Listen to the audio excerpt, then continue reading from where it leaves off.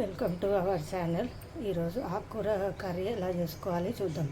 పొనాటి కూర ఒక 2 కప్పులు, తెల్ల గల్జేరు కూర 1 కప్పు, 1 కప్పు కందిపప్పు నానబెట్టి తీసుకున్నది, అరగంట నానబెట్టి తీసుకుంది, 2 పెద్ద సైజు ఉల్లిపాయలు, 2 పచ్చిమిర్చి ముక్కలు, ఒక 7-8 వెల్లుల్లి రెబ్బలు, తగినంత నూనె తీసుకోవాలి, ఉప్పు తగినంత, కారం తగినంత.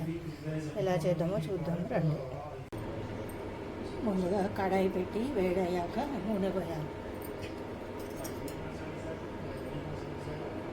2 టేబుల్ స్పూన్ల నూనె పోయాలి.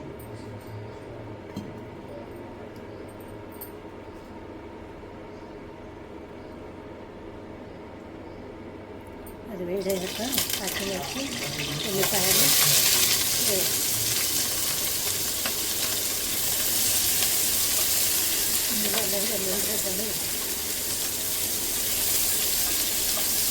బాగా ఫ్రై అవ్వాలి, కొంచెం గోల్డెన్ బ్రౌన్కి రావాలి.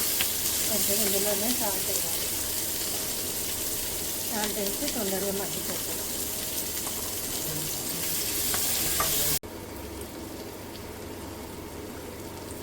ఇలా ఫ్రై అయ్యాక 1/2 టీ స్పూన్ పసుపు వేసుకోవాలి. వేసుకొని కలిపేసి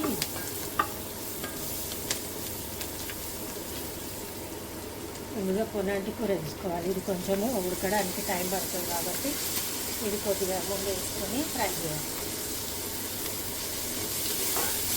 ఇది ఒక 2 నిమిషాలు ఫ్రై చేశాక మంట మీడియం ఫ్లేమ్లో పెట్టాలి.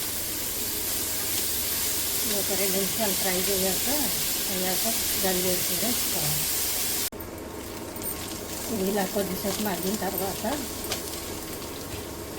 గల్జేరు కూర వేయాలి.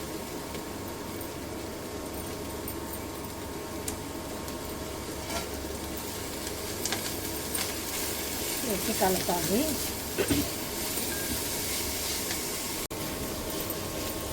ఇలా మధ్యలో కలుపుతూ ఉండాలి. కొంచెం వేగిన తర్వాత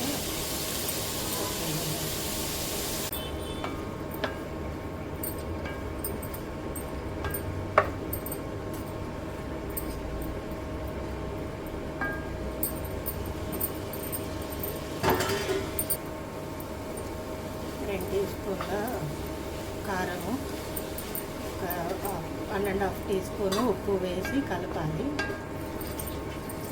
కలిపి 1 నిమిషం పాటు మగ్గబెట్టాలి. మూత పెట్టి మగ్గాలి. మగ్గిన తర్వాత కొంచెం వాటర్ పోయాలి. కొంచెం సరిపడా